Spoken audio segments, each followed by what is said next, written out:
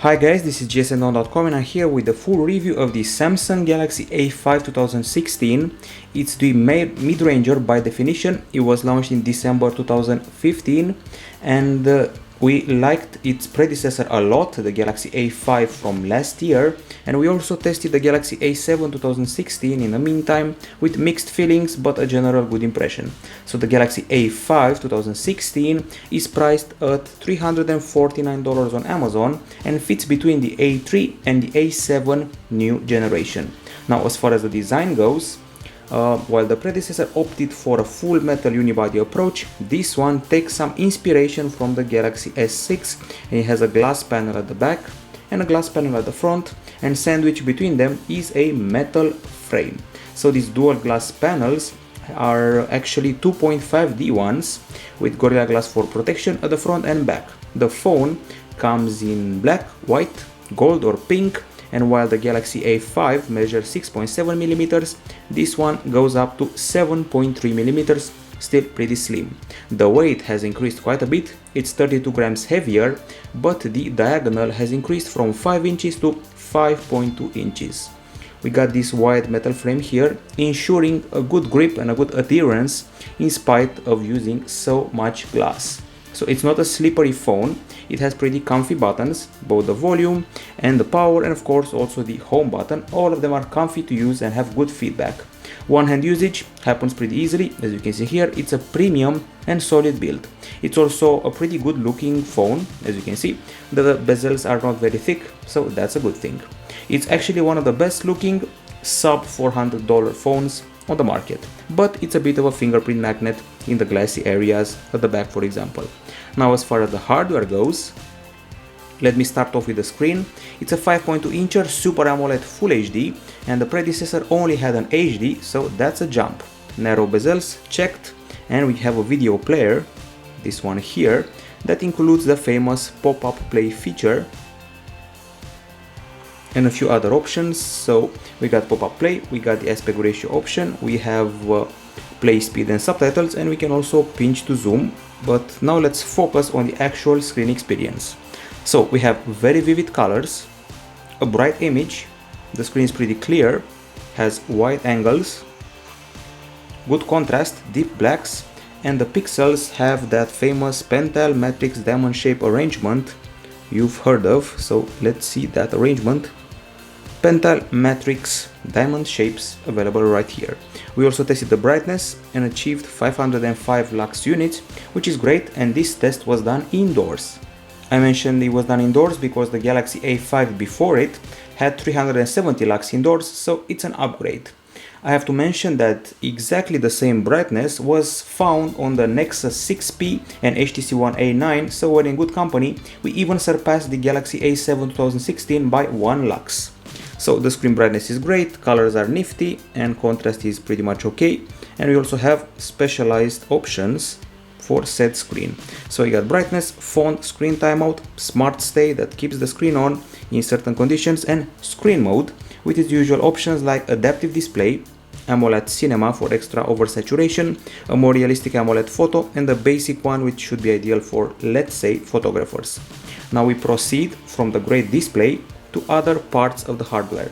So inside the smartphone there's an Exynos Octa 7580 processor, and there's also a version with the Snapdragon 615 on board, but we have the Exynos one. It provides us with a Mali T720 MP2 GPU, and we also get 2GB of RAM and 16GB of storage, of which you should be able to play with around 10GB. There's a microSD card slot in the mix, and the phone does not have any lag in the home screens, but I noticed that some of the apps take a bit too long to open up, a few milliseconds longer than I like them to, so not exactly lag, but still. It's an okay phone for gaming. We played the title with some pretty solid graphics. It's Snowboard, the fourth phase from Red Bull, has kick-ass graphics and still it look nice, as well as the usual benchmark game Riptide GP2.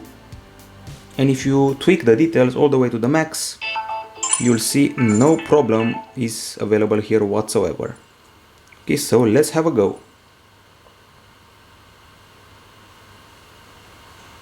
Okay, the lighting is spot on, The water looks nice, and the processor is actually quite powerful, and the GPU is not bad at all. So nice gaming. And while playing this very same game, we achieved a temperature of 37.5 degrees Celsius, no overheating, so that's good news. And we played it for 15 minutes before reaching that temperature. Now benchmarks as usual are also available here. Let's go to our sister site and see how the benchmarks were scored there.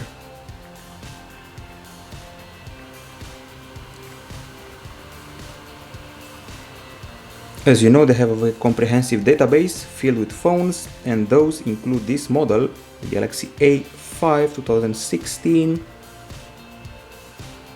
And we do a lot of testing that involves this model.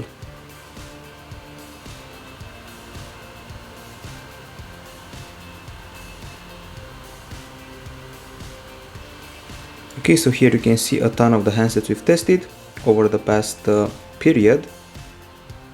And here we are, Galaxy A5 2016, getting past that commercial, and it's time to check out some tables of benchmarks. Here we are. So in 3D Ice Storm, for example, we surpassed the Oppo Find 5, and in Ice Storm Unlimited we beat the Huawei G8 and Huawei Honor 5X. In Antutu we got past the Asus Zenfone 2 Laser. In Antutu 6, let's see what happened. In this one, we were actually very well placed, above the Huawei Honor 5X and even the Galaxy A7 2016. Generally, we beat the HTC One A9, Huawei Honor 5X and Asus Zenfone 2 Laser, and we were very close to the Galaxy A7 new generation, which is no small feat. And we're done with the benchmarks, time to talk about the acoustics. So we have a singular speaker here at the bottom and the typical music player with all of the options you already know. Which are these ones? Sound Alive. They include these knobs for extra bass, treble, instrument or vocal, an equalizer with genre settings, some extra channels to tweak, 3D bass, clarity and concerts, all of them available right here. Now the actual sound experience is something we're going to have to listen to right now.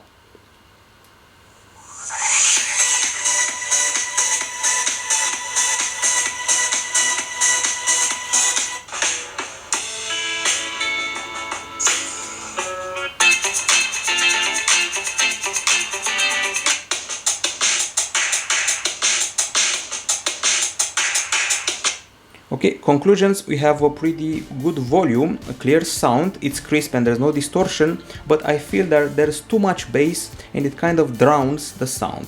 Now the headphones bundled with this phone are pretty familiar. They're pretty much the headphones you got with the, let's say, Galaxy S5, not very different from that one.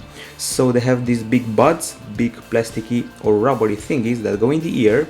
They have a plastic body, a big remote, a wire that tends to tangle, and generally they're pretty comfy. They offer good noise isolation and they're very, I'm going to say it again, very loud and provide excellent bass. Since we have the headphones here, let's also check out the radio app, I mean FM radio, because that's a feature of the phone. Very nice looking interface, there's auto scanning, we can find stations, listen to music and save a list of stations, for example. Okay, we're done with this. Now it's time to see what the decibel meter showed us in our test. Okay, so here we go. Let's see how the sound test went. We achieved 81.1 decibels, and that's just okay, not more than that. At least we beat the predecessor that only scored 77 decibels, and we also surpassed the HTC One A9 and the Sony Xperia Z5 Premium. So okay, acoustics, good for a mid-ranger. And now it's time to talk about the camera, and it's no ordinary camera. 13 megapixel back shooter with optical image stabilization and f1.9 aperture, and 5 megapixel shooter at the front with the same f1.9 aperture. And now let's see the actual usage experience. You can double tap the home button to activate the camera, not exactly as fast as one would expect and as promised. And speaking of not very fast, the focus isn't exactly to my liking. It takes maybe 1 millisecond too much compared to my expectations, but picture taking has an okay speed and the zoom is quite fluid here. Okay, the regular user interface you've seen on so many Samsung phones. Effects, there is the timer, there are the flash options, the resolution tweaked here, and of course the settings. We can film up to full HD, there's no 4K or 60 frames per second here, voice control, and that's pretty much it. And then there are the modes. There's auto, pro, panorama, continuous shot, HDR, night, and download for downloading more modes in case you feel you don't have enough. And in the pro section we have these extra features like white balance, ISO, and exposure, plus metering, but nothing more than that. Okay, so that's all the features you're going to get for this camera. Time to go to the gallery, because as usual we have a bunch of photos to show you. In total, over 100 of them taken during the day, during the night, all sorts of situations, and the gallery includes some very nice graffiti work. So here we go. It was a very sunny day in April, it was past 30 degrees Celsius, and we have some very nice details of this graffiti with an excellent texture and generally excellent colors. And the details were fantastic in both close-ups and landscapes. And this is the panorama, that's pretty modest with its resolution of 7376 over 640 pixels. Now let's see what else we have here. We have the proper example of how to take an HDR shot, so regular shot with the sky being too white, and HDR shot with the sky actually becoming blue this time, courtesy of the HDR feature. More shots, generally we have good colors, although they're a bit too good, so to say so. Maybe a bit over sharpened and oversaturated to look better. Excellent texture of this monument or statue or however you want to call it. All these photos are crisp. I didn't register one missed shot, one blurred shot, or one problem with the focus, so focus is pretty much perfect here. Colors are also pretty good, of course, aside from those that feel artificial. I would even go as far as to place the quality on par with the Huawei Nexus 6P and the LG Nexus 5X during the day and during the shots.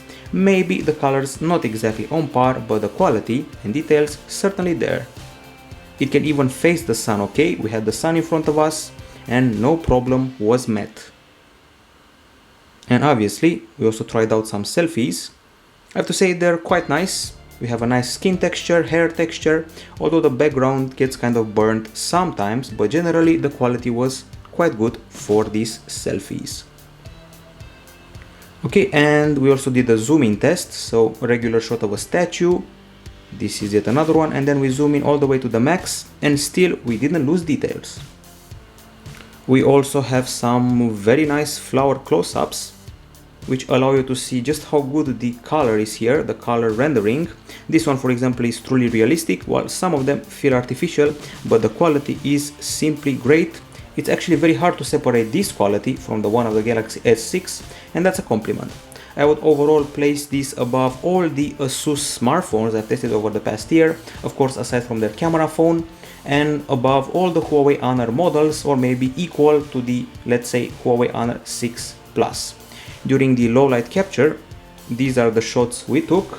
They're pretty bright and there's some fuzz here and there, but the flash makes everything great. We got excellent colors, very nice texture, and the night mode that was truly stunning. So regular shot, pretty dark, the flash, pretty nice, and then night shot, which is very good. Even the light halos were caught nice, and I would go as far as to place this in top 10 handsets that take good pictures during the night, or worst case scenario, top 15, let's say.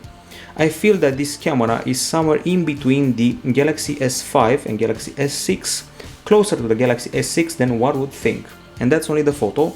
In the video area, well, you can only film up to Full HD, MP4 format, 30 frames per second and 50 megapixel bitrate.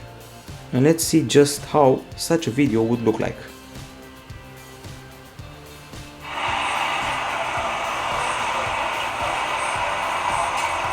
So we have great clarity, nice colors, a good microphone, good quality, but it's a bit shaky for my taste. Keep in mind we have optical image stabilization here, and the sky feels a smidge burnt. We wanted to test the stabilization to see how good it actually is, and so we did. We descended a flight of stairs, walked on the street and found the stabilization to be okay, but not exactly groundbreaking or anything, just okay. I noticed that the camera always starts filming with a bit of refocusing, so that's a bit of a bummer. So the colors and clarity are top notch, and the nighttime filming looks like this. Brightness is pretty okay, colors are good. There's some clarity loss when moving the frame. And generally I would say that the microphone has remained just as excellent as it was on the Galaxy A5 from last year. The colors have improved during filming. However, the jump is not exactly huge because the Galaxy A5, the first one, was excellent during filming, so a good phone, and I would place the video capture on the same level as the Asus Zenfone 2 Laser. Now it's time to talk about other aspects aside from the camera, and let me start off with the web browser. Okay, so let's open a new tab just for kicks and access gsmdom.com. Reasonably fast, I would say, smooth scrolling, and a virtual keyboard that has a numeric row always comes in handy. And sadly, in spite of working so fast, this browser gets some not so good benchmark results, although we usually use Chrome to test that, and this time the results were not good in BrowserMark, SunSpider or Velamo. On the connectivity side of things, this is a phone that relies on a nano SIM card slot. It has 4G LTE category 4 connectivity and a download speed of up to 150 MB per second. There's micro USB 2.0, there's ANT+, Wi-Fi A, B, GN, NFC, Bluetooth 4.1, GPS, GLONASS and Wi-Fi Direct. Now the calls, not here and here, so the calls are loud and clear. We have a good signal and a very good microphone, plus quite good, I would have to say, Wi-Fi speed, which we actually tested, and here we go, 26 MB per second in download, 27 in upload, so nothing to object here. Okay, so now it's time to discuss the battery that we're dealing with here. It's a 2900 mAh unit, and it's a jump from the predecessor that had a 2300 mAh unit. Time to go to the good old website, and I mean our sister site that has all the results tucked away for you to see. Here we go. And testing, and let's see what the battery is all about. So during video playback we had an excellent score of 12 hours and 19 minutes, and we clearly surpassed the predecessor with its 9 hours, and we even beat the iPhone 6s and the Xiaomi Mi 5. In the continuous usage test, and I mean PC Mark, we're actually the 5th most impressive phone when it comes to this section with 9 hours and 24 minutes. It's an excellent result. It even beats the Galaxy S7 Edge, so this tells you it's a fantastic achievement. Basically, all this phone can get beaten by are battery phones, otherwise it's pretty much a champion among regular smartphones in the PC Mark test. Charging is just okay, 1 hour and 55 minutes, doesn't break records, but it's quite good. Now in the settings area, obviously there are battery features, nothing fantastic, just the usual. So power saving mode and ultra power saving mode, with the latter offering a black and white interface and only access to the basic features, for example. So great battery, possibly the best feature about this phone. And now it's time to talk about the OS, UI and applications. So we're running on Android 5.1.1 Lollipop with TouchWiz on top, and we've got Flipboard here. Of course it's optional as one of the home screens. We have an interface that's colorful and flat. Multitasking is done like this, and also has a layer of split screen, and you can split the screen in two, and on one screen you can watch a video, on the other you can browse a website. You can even transfer content between the windows, and I mean text and photos. If you keep the screen pressed, the home screen, you gain access to wallpapers, good looking widgets, themes, and you can tweak the screen grid. The drop down section includes the quick settings related to connectivity usually, brightness slider, and of course notifications.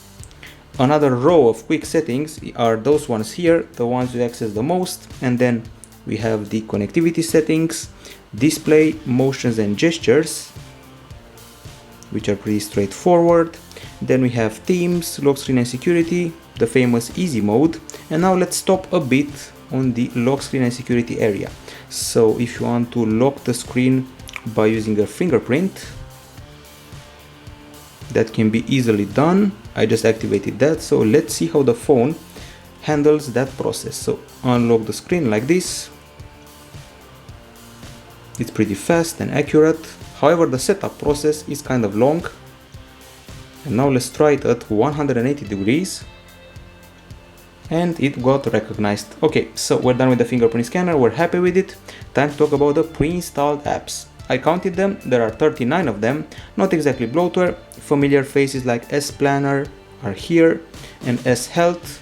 Of course, no pulse scanner here, so only water intake, calories and steps maybe, but no more than that. There's Smart Manager and Galaxy Apps, Samsung's own app store. Okay, and a pretty nice interface that always seems to change. And then we have the Microsoft App Suite with Word, Excel, PowerPoint, OneNote, OneDrive and Skype, plus a few other names, especially those from Google. So 39 apps, no bloatware here. Now it's time for the verdict. Okay, so the pros and cons section is here. On the pro side, we obviously have the very nice looking design, bright screen, good gaming performance, general good performance, good multimedia abilities. There's a powerful camera at the back and good optical image stabilization, some great connectivity, a perfect battery, no lag and no bloatware, so a lot of good things to say about the phone. Now on the cons side, it's a bit of a fingerprint magnet and the video capture is a bit shaky. There's only Full HD, maybe we would have liked Full HD at 60 frames per second or even 4K, but that's okay. And we only have 10 GB of storage available once you get the phone going. There's no marshmallow, although it should have been, not only lollipop on this phone.